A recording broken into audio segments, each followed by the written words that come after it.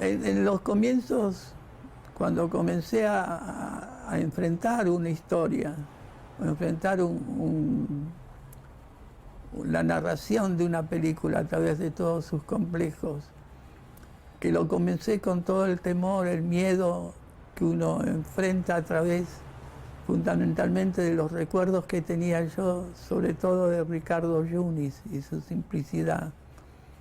La simplicidad y la necesidad de ser lo más cuidadoso posible en la construcción de una luz, en no molestar al actor, no molestar al director, no molestar a las estructuras de producción. Me obligaban a buscar cómo expresarme o con qué forma expresarme ciertos elementos. Yo me encontré con una estructura de Luis Puenzo construida a través de un texto. En Luis lo importante es el texto, importante es el libro. Un libro de Luis lo podés leer tranquilamente, no solo porque sea gringo viejo que viene de fuentes de un escritor consagrado, ni La peste de Camus, sino en la historia oficial también. La estructura de Luis es una estructura que se narra algo y donde se debe escuchar lo que se narra. Es como que el sonido, la palabra o lo que se cuenta es fundamentalmente aquello donde te tenés que asentar o buscar.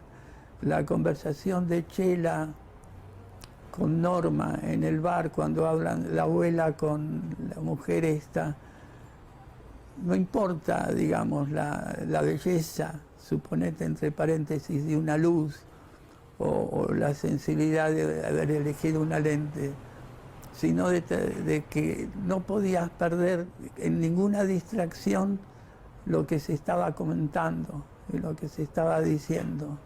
La emoción de Chela era lo importante, todo lo demás pasaba por desapercibido. Es decir, la estética que desarrolla Luis es la de acercamiento al personaje. Nunca alejarse ni producir algo externo, sino acercarse. Por ahí la película más diferente de Luis es Gringo, donde por ahí existen escenas coreográficas o escenas de gran movimiento, pero fundamentalmente está cuando llega al personaje, cuando llega Gregory Peck o a La Fonda, es cuando Luis tiene más fuerza y cuenta mejor su historia. Es decir, es un lugar donde Luis, donde toda su poética y su necesidad de comunicar tiene que ser escuchada y tiene que ser dicha en forma clara y sin obstáculos. Eso se opone en cierta forma al cine de Pino. El cine de Pino es coreográfico, es escenográfico. Son grandes escenarios, grandes figuras, grandes movimientos, grandes sensaciones. Los actores son no como figuras no desarrolladas, pero son figuras dentro de un contexto. El personaje de Solá no es por sí mismo un personaje, sino es Solá en su cuarto con sus paredes llenas de dibujos, es en la nieve, la madre que se va caminando, es decir, la imagen tiene una fuerza de comunicación, es decir, no es solo la palabra, sino es la imagen que te está transmitiendo una historia. Son como dos estructuras opuestas. Aquel que narra a través de la palabra yo digo, y yo digo tiene que ser escuchado, y el otro donde se ve el personaje, digamos como puede ser la aparición mágica de Gardel en el Palais Royal, o toda una sensación donde aparece Mordisquito, Discépolo, es decir, hablando con ellos, o la conversación entre el personaje de Murúa con un Gardel viejo y un San Martín, es decir, es la fantasía, la mesa de los recuerdos de Sur, el polaco cantando a la salida de un bar, es decir, que son imágenes que te impactan de por sí. Sur, Paredón y después Sur, una luz de almacén. Ya nunca me verás como me vieras, recostado en la vidriera esperándote.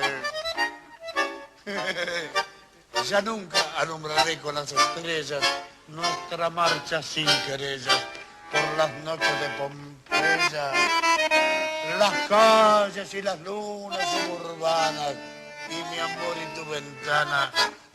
Todo ha muerto, ya lo sé.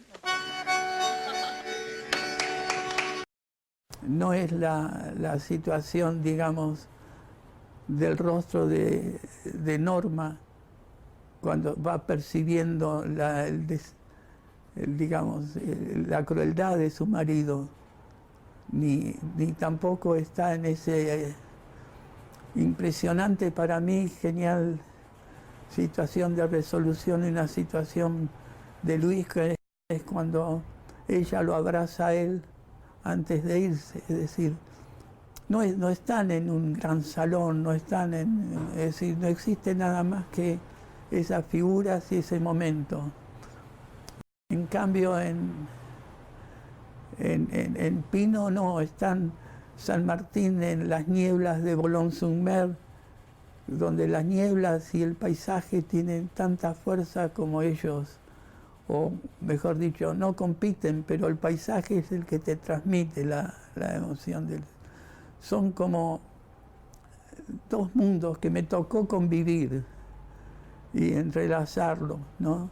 Es decir, es como entrar por una puerta y salir con un traje y entrar de vuelta y volverme a cambiar, es decir, volver de un punto de vista a otro punto de vista.